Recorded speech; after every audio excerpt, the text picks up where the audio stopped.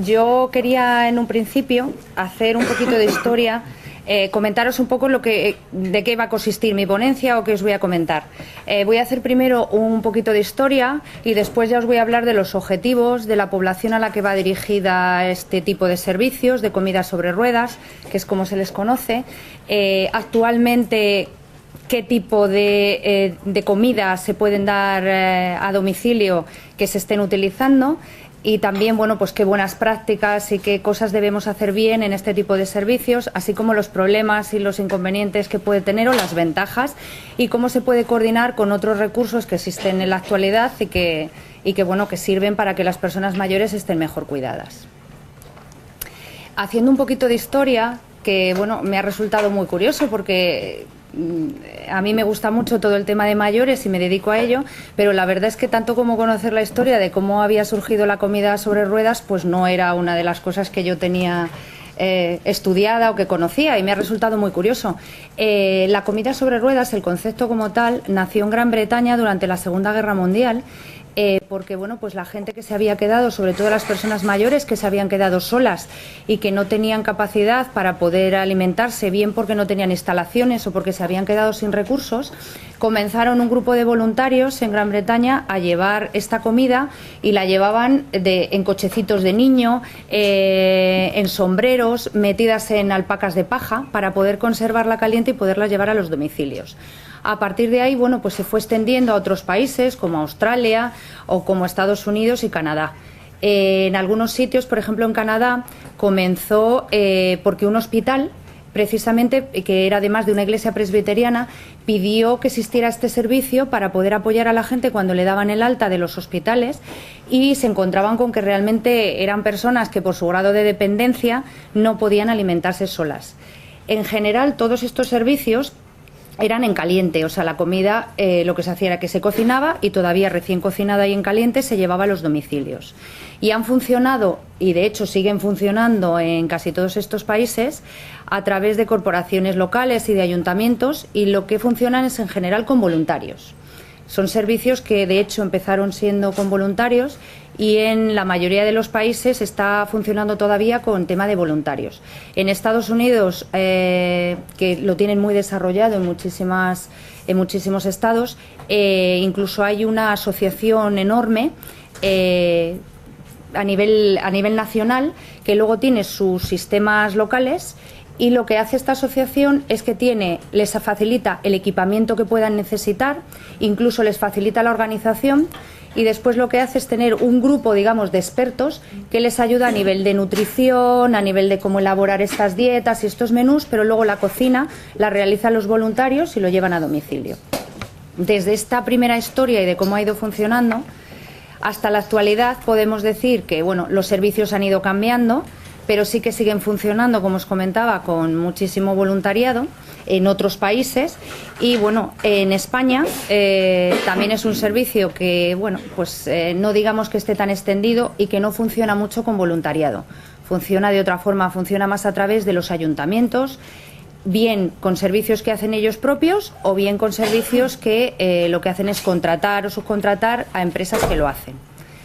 En caliente, o el sistema que os comentaba antes, que funcionaba en caliente, no actualmente es el sistema que se utiliza en todos los sitios. Luego os explicaré un poquito los sistemas que existen para dar este servicio y las ventajas que puede tener cada uno de ellos o no.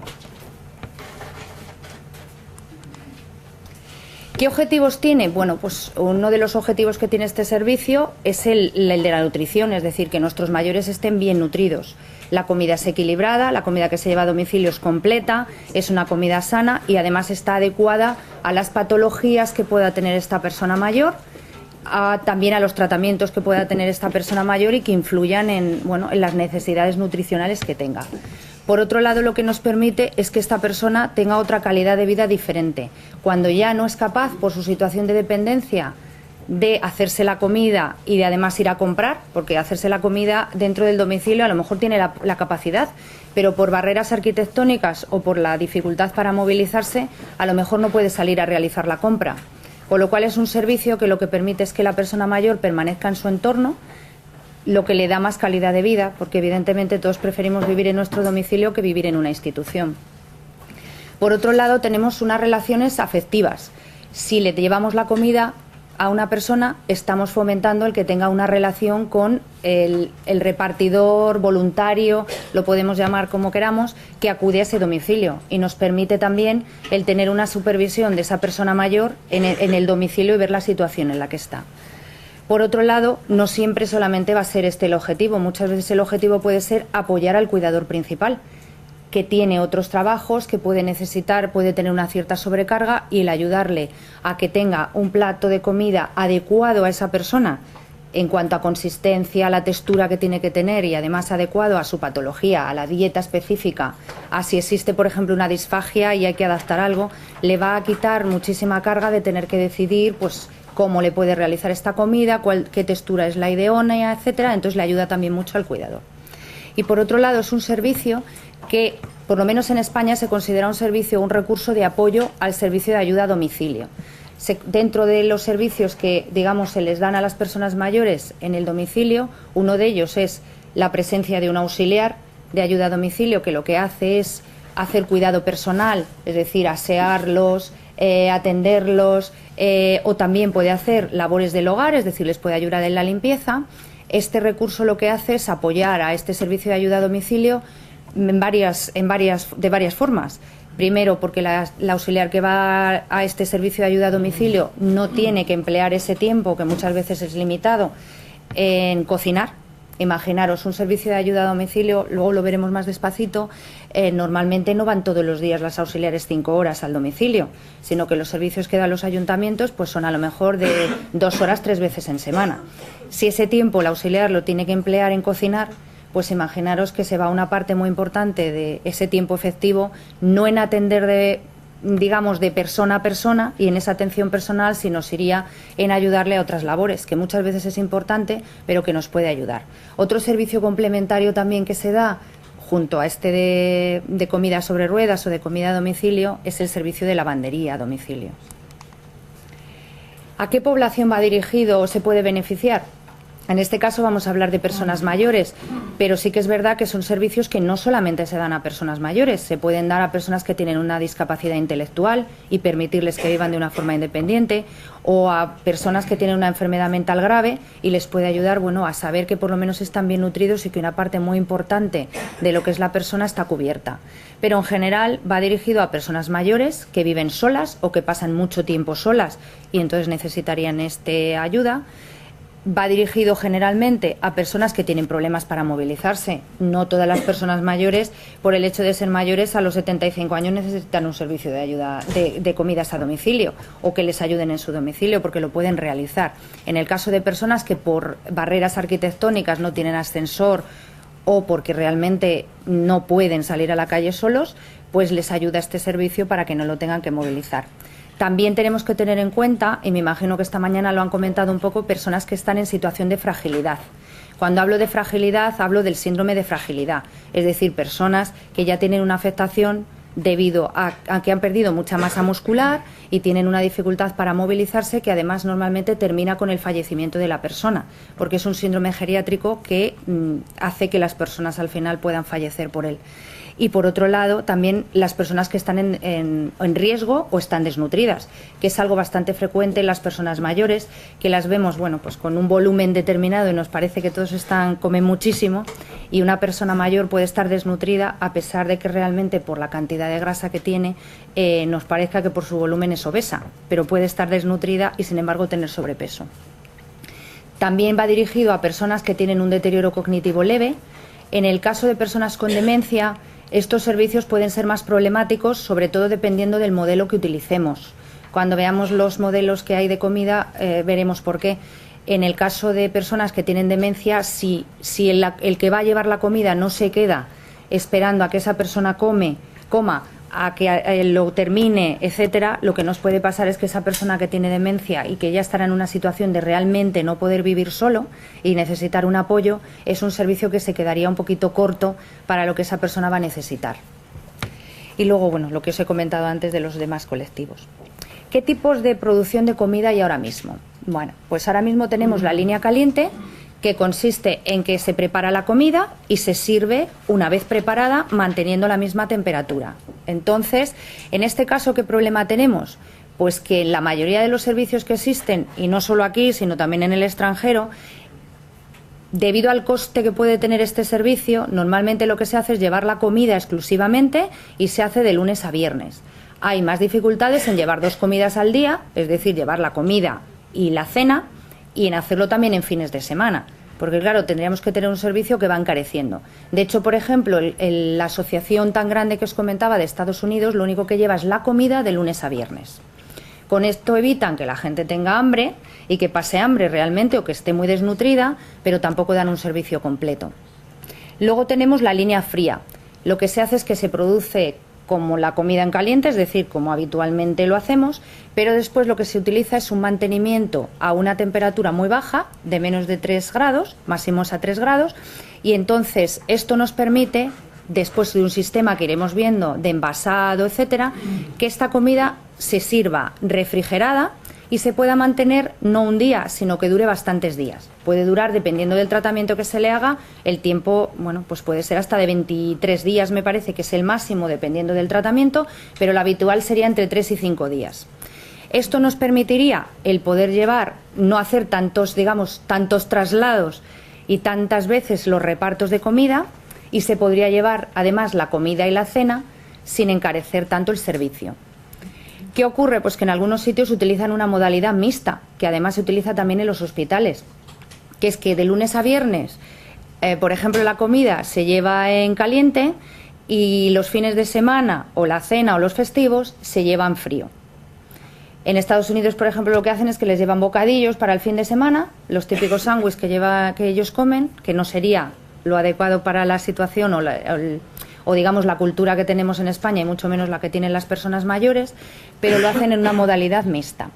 Y luego el otro sistema que utilizan, que bueno, se utiliza, es el que menos se utiliza, es la congelación.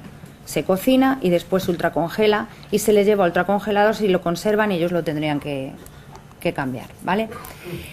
¿Qué materias primas se utilizan en todo esto? Bueno, pues por si no estáis habituados a un poco el lenguaje que se utiliza en restauración, porque yo desde luego no es mi especialidad y es un lenguaje que te cuesta un poquito más, es que los productos están divididos en distintas gamas. En el caso de la línea fría correspondería a la quinta gama, que son los cocinados al vacío o en atmósfera modificada, ¿vale? Estos serían los productos o los alimentos que se llevan en línea fría, pertenecerían a lo que es la quinta gama. ¿Cómo definimos la comida en línea fría? Bueno, pues es conservar, como os he comentado antes, durante un tiempo más o menos prolongado, para que después se pueda consumir exactamente igual que la hemos realizado, que la hemos elaborado, alimentos que han sido cocinados y luego se han refrigerado y se han envasado de una determinada manera. ¿Cuál es el esquema de producción que tiene el sistema de línea fría? Bueno, pues la cocina sería exactamente igual que la que se puede cocinar. Normalmente se utilizan cocinas centrales, pero bueno, sería una cocina normal. La elaboración es muy similar y se cocina lo mismo que estamos acostumbrados a cocinar en nuestra casa, aunque tiene algunas peculiaridades que os comentaré luego. Después se utiliza un abatidor de temperatura que lo que hace es que, bueno, modifica muy deprisa, hace que baje muy deprisa la temperatura para evitar contaminaciones. Después lo que se utiliza es un sistema de distintos envasados, en este caso y lo más frecuente son las termoselladoras al vacío. Luego se etiqueta y por último se almacena el tiempo que sea necesario, porque no necesariamente la tienes que elaborar hoy y transportarla hoy hasta el domicilio, sino que la puedes tener un día almacenada y después transportarla. Y por último, bueno, pues en vehículos isotermos se lleva y se lleva al domicilio, ¿vale? Esto sería un poco el esquema de producción que tiene este sistema. Comentándolo un poquito más en detalle para que, bueno, pues lo conozcáis. El enfriamiento rápido consiste... Ay, perdonadme que se ha ido la diapositiva. Consiste en que nosotros lo que hacemos es reducir la temperatura, que tiene que llegar a 70 grados, ya sabéis, dentro de los alimentos, para que, digamos, se cumpla bien la normativa, deberíamos llegar hasta los 70 grados. Lo que se hace es que después de la elaboración normal, con el abatidor de temperatura, la temperatura se baja de 65 a 10 grados en un tiempo de menos de 2 horas. Con esto lo que se hace es que se conserva perfectamente toda la comida. Y después se almacena inmediatamente, pero a la temperatura que está entre 0 y 3 grados. Hay quien dice de hasta 4 grados. Depende ya de los autores o las técnicas que se utilicen, entre 0 y 3 grados es lo que vienen diciendo.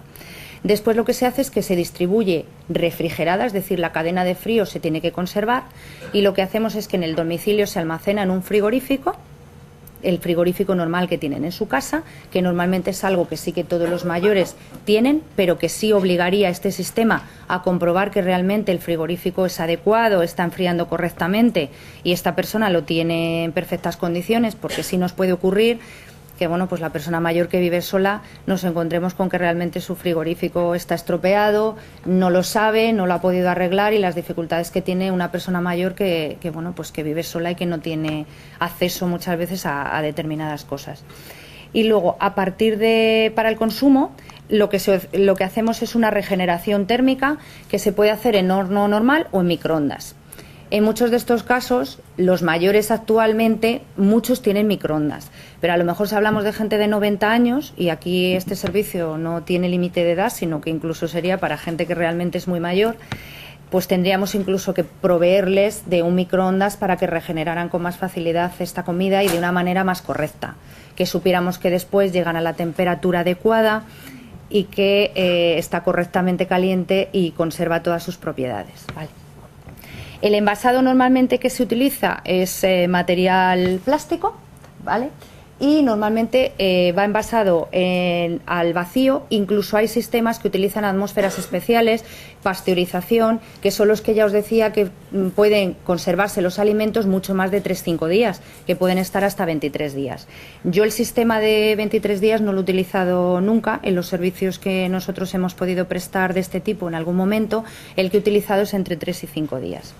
En este caso, como el almacenamiento es estanco, pues no va a haber ningún problema de que se contamine, etcétera. Después, bueno, pues la calidad que tienen estos alimentos una vez regenerados es bastante buena, conserva muy bien sus características organolépticas y bueno, pues es una comida, digamos, bastante similar.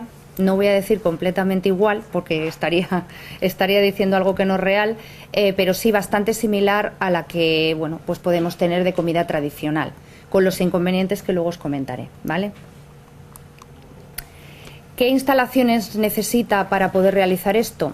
Tiene algunas ventajas, por ejemplo, es que las instalaciones necesitaríamos una zona de preparación. Normalmente se utilizan cocinas centrales que pueden preparar muchísimos menús y que luego el problema sería dónde las sitúas y la distribución que tú haces de todos estos menús, hacia dónde los llevas.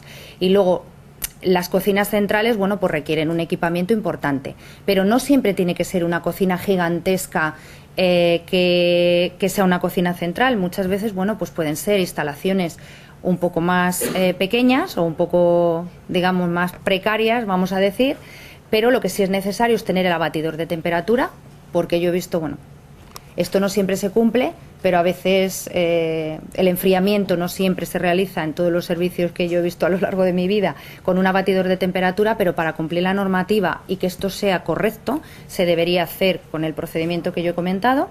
La termoselladora también sería necesario, las furgonetas isotérmicas. En el caso de las furgonetas isotérmicas no varía de lo que sería la línea en caliente, porque la distribución en un caso se tiene que hacer a una temperatura refrigerada y la otra en caliente, pero habría que mantener las temperaturas de distribución de ambos sistemas.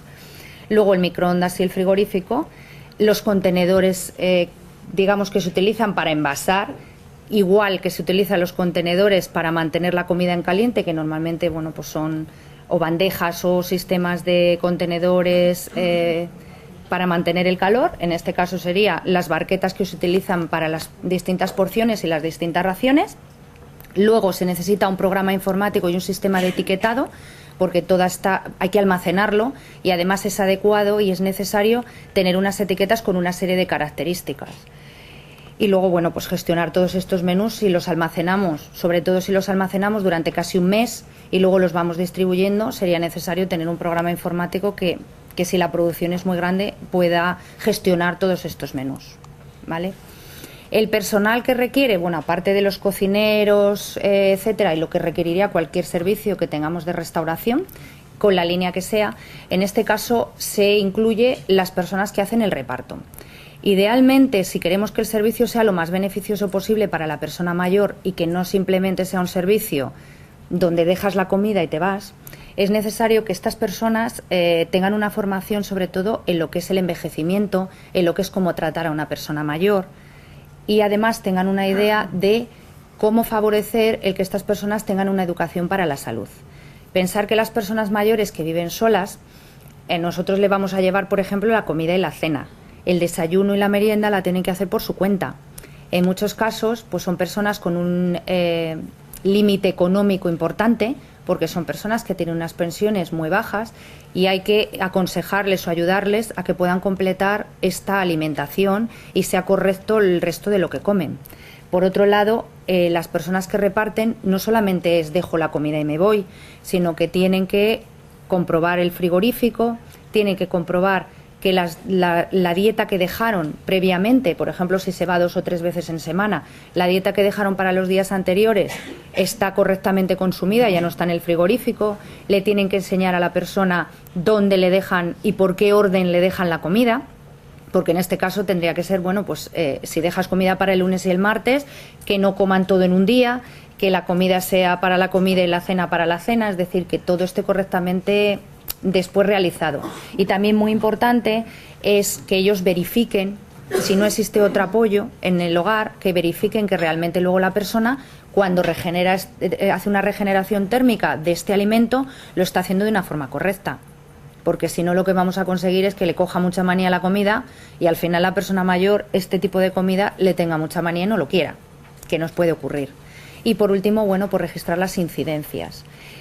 ¿Qué podemos conseguir también con este servicio si no va acompañado de un servicio de ayuda a domicilio, que solamente es el de comida a domicilio?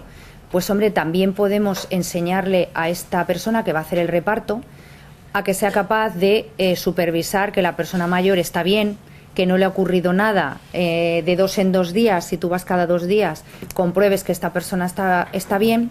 Y luego algo que los voluntarios desde luego hacen muchísimo mejor posiblemente que lo que es un reparto de una empresa por tema, bueno, pues de tiempos, etcétera, es que permiten un contacto social con esta persona que muchas veces vive sola y tiene muy poquitos contactos sociales. Entonces puede ser un momento de conversación, etcétera. Incluso en algunos sitios hay encuestas de satisfacción y lo que más valoran los mayores no es que tengan la comida hecha.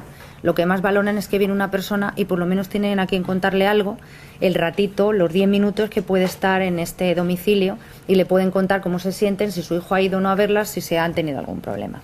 Entonces es algo bastante valorado. ¿Qué buenas prácticas tenemos que tener en este tipo de servicios? Bueno, pues hay una legislación vigente que hay que cumplir. La parte más importante sería el paquete de higiene, que se llama paquete de higiene, y yo os he dejado aquí el reglamento y los 2 reales decretos, digamos, que más influyen y más importantes son para este tipo de servicios. Con la línea fría se cumplen absolutamente todos y bueno, pues se mantiene todo lo que sería el sistema de APPCC, etcétera, que es necesario para dar servicios de comidas a domicilio o en comedores colectivos. Estas leyes, etcétera, y todas estas buenas prácticas, ¿a qué nos llevarían? ¿Qué tenemos que hacer para conservar estas buenas prácticas? Bueno, pues el mantenimiento tanto de la cadena de frío o de calor, que os he insistido mucho que es necesario, dependiendo de la línea que nosotros utilicemos, tenemos que mantener esa temperatura, porque si no, no estaría el plato correcto. También tenemos que tener muestras testigos de los platos que nosotros hemos elaborado, porque bueno, se necesita, según la legislación y según las normativas autonómicas, hay que conservarla de una determinada manera y un tiempo determinado. Eso varía dependiendo de cada comunidad, tanto la forma de conservación como el tiempo que hay que tenerlos. Hay que hacer una correcta desinfección de verduras y luego hay que hacer una serie de controles diarios, de registros que son necesarios dentro de estos sistemas para comprobar realmente que el servicio es adecuado y que para que nosotros, si hubiera una tosinfección alimentaria, se pueda ver si ha habido algún fallo, si ha habido algún problema y podamos detectar cuál ha sido. Entonces, bueno, pues se toman las temperaturas de elaboración, las muestras testigo, los registros diarios de todos los controles que se han realizado, las temperaturas de regeneración. Podría ser interesante también tomarlas alguna vez en el alimento cuando ya estás en el domicilio. por el tipo de instalaciones que se tienen, que normalmente se separan las zonas donde se elaboran pescados, frutas, carnes, etcétera. Son zonas que tienen menos contaminación cruzada, por eso es el tener unas cocinas centrales con unas instalaciones correctas. Luego la formación y la higiene de los manipuladores, bueno, pues sabemos que las personas que van a elaborar estos menús en unas cocinas centrales son personas con una formación que van a cumplir absolutamente todas las normas de higiene y toda la manipulación tal y como hay que llevarla. En el caso de voluntarios o las asociaciones que os comentaba, que están funcionando, enormes asociaciones, sí que la supervisión de todas estas manipulaciones y de la cocina la hacen personas expertas y son grupos, es decir, el voluntario cocina, pero están apoyados por personas especialistas que son capaces de ver si esa elaboración es correcta. De hecho, yo veía estos días, estudiando un poco lo que os iba a contar, la forma de elaboración, y me daba cuenta que todos los voluntarios iban con guantes, por ejemplo, para elaborar.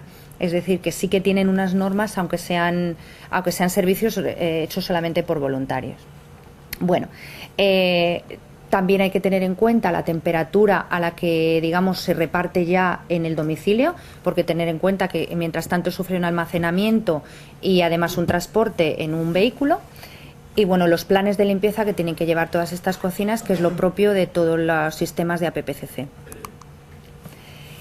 ¿Qué intervención tendría que tener este servicio? Que muchas veces quizás son servicios que hay que completar todavía y que nos pueden ayudar a que sirvan para hacer una intervención.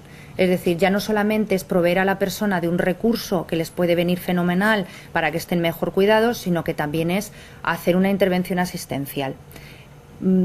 A mí me parece fundamental, a lo mejor es por deformación profesional, que cuando se dé este servicio a la persona se les haga una valoración integral. Es decir, no me sirve de nada detectar que hay una persona mayor y a todos la misma dieta y a todos exactamente la misma comida. Eso no serviría de nada, pues porque bueno, esa persona puede tener una patología, diabetes, hipertensión, o para todos sin sal, que sería lo típico que haríamos, para todos sin sal, que como todos los mayores son hipertensos, pues todos sin sal. No, es necesario hacer una valoración de esa persona, una valoración de sus patologías, de su tratamiento. Es necesario también saber cuál es su estado funcional, porque habrá gente que realmente la dependencia no le permita regenerar esa comida en un microondas, o que no pueda aprender a usar ese microondas o ese horno porque no esté acostumbrado, y esas cosas hay que valorarlas, si no estaríamos dando un servicio que no sirve en realidad para el objetivo que queremos. Y luego es muy importante la valoración mental. Si yo llevo la comida cada 2 días, tengo que saber que esa persona es capaz de acordarse, o le tengo que poner un servicio añadido que le permita nos permita recordarle a esa persona que tiene la comida en el frigorífico, que es la barqueta que está más arriba y que tiene que hacer esto con esa comida para que no se le olvide. Luego hay que hacer una valoración nutricional, es decir, pues habrá que darles más o menos calorías, más aporte o menos de nutrientes, pero sería fundamental.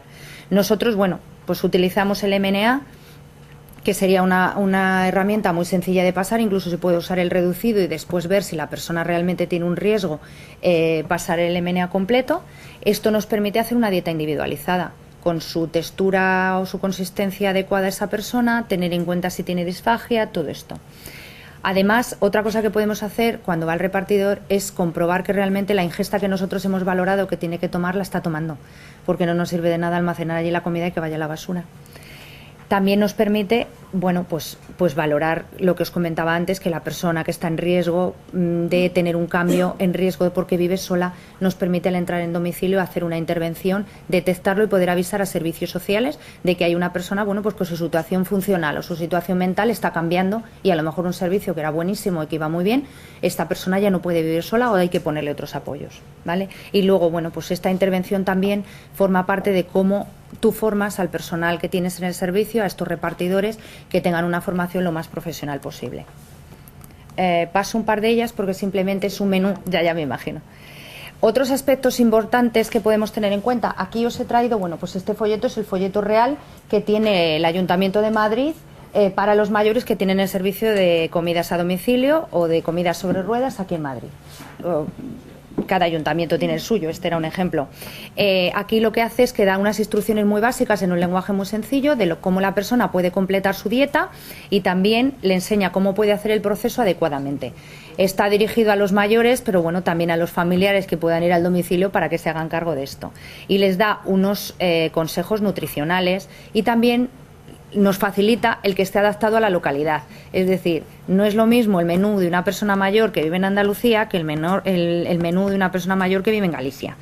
Y no podemos intentar que sean el mismo porque realmente tienen una cultura gastronómica diferente y no sienten que están comiendo bien si no lo haces adecuadamente. ¿Qué ventajas tienen este tipo de servicios? Bueno, pues os las he dicho casi todas y las estáis viendo. El aporte nutricional vamos a intentar que sea el correcto y si la persona lo cumple vamos a evitar desnutriciones. La persona tiene un apoyo y puede vivir en su domicilio y no tenemos por qué llevarlo a un centro.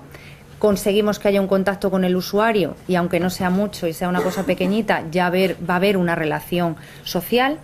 Los alimentos son de buena calidad, que muchas veces los mayores por tema económico no tienen unos alimentos de buena calidad porque no los pueden pagar.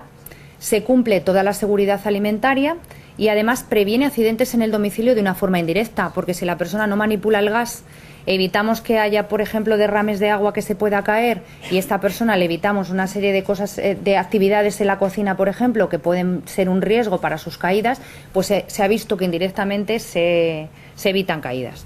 Esto sería una barqueta de las que se utilizan con su etiqueta de cómo llegan los alimentos al domicilio. ¿Qué desventajas tiene? Bueno, pues que hay que disponer de una nevera adecuada y de un microondas. El microondas a nosotros nos parece algo absolutamente normal, pero a lo mejor para una persona muy mayor, como os decía, no es lo normal. No permite los fritos, que en los mayores no sería un problema porque tampoco deben comer muchos, tampoco a las planchas y las cosas tienen que ir siempre con salsa. Por ejemplo, hacer unas patatas fritas que a lo mejor el mayor las echa de menos, pues en este sistema no se puede utilizar. La guarnición siempre va unida al plato porque si no puede ir separada y entonces, bueno, pues siempre hay veces que los mayores esto lo ven como un problema. Y luego, las dietas siempre son un poco repetitivas por el tema de que todo tiene que ir en salsa, etcétera, y la persona mayor se puede cansar. Y luego otro problema que te encuentras es que al final existe una falta de compañía, sobre todo comiendo. Es decir, la persona mayor y sobre todo la cultura que nosotros tenemos en España es que es un acontecimiento social la comida. Y es el momento en el que todos digamos, se charla, la comida y la cena son un momento de charla y de relax. La persona sigue estando sola. Y en este caso, bueno, pues si no hay alguien que coma con ella, le facilitamos la comida, pero no tenemos a nadie que le acompañe. Y luego, bueno, pues no sabemos si la persona ha tirado la mitad de la ración, si nadie está allí, o si tiene un episodio de disfagia comiendo, tampoco va a haber nadie que lo pueda ver. Entonces la valoración va a ser relativa. ¿Qué problemas tiene? Bueno, pues en muchos casos lo que te encuentras es que esto de que venga envasada a la persona mayor no le gusta nada, porque termina pensando que es una comida que no es casera, que eso vete tú a saber cómo está y a veces, bueno, pues tiene un cierto rechazo a este tipo de comida.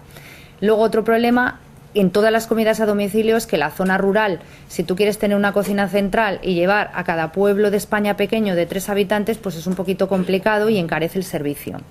También hay, bueno, pues en la zona urbana nos encontramos con el problema del aparcamiento y de cómo repartimos nosotros estas comidas, etcétera.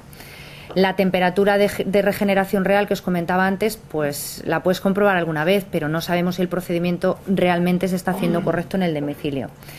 Luego, ¿existe una valoración correcta nutricional? Pues lo que os decía, en la mayoría de los servicios no se hace una valoración nutricional correcta de esta persona mayor. Se les facilita el servicio con una dieta estándar y el menú adecuado a la patología que sabemos que tiene, pero nada más. Luego también tenemos que tener en cuenta que en un futuro habrá muchas más diferencias culturales que tenemos ahora y el problema es que los platos, el mismo alimento no se llama igual para todas las culturas. Entonces, bueno, nosotros las etiquetas y todo van en una cultura, digamos, la propia y nos vamos a encontrar con que cada vez hay más personas que vienen de fuera con otras culturas que vamos a tener también que adaptar ya no solamente los menús, sino muchas veces el nombre de los ingredientes, el nombre de los platos, etcétera. Y por último, que ya sé que voy fuera de tiempo muchísimo, es un servicio muy importante para valorar el que se coordine con el servicio de ayuda a domicilio. A mí me parece que se complementan uno a otro, que incluso podemos conseguir que unos vayan un día y otro día otros para que toda la semana exista un contacto con esa persona mayor, que va a poder, si coincide en la misma hora, el servicio de ayuda a domicilio, aunque no cocine, va a poder comprobar que el proceso se hace bien, le va a dar esa compañía que falta, y a mí me parece bueno, pues que es una opción mucho mejor si va coordinado con el servicio de ayuda a domicilio que si solamente es el reparto de comida. Muchas gracias. Y ya está.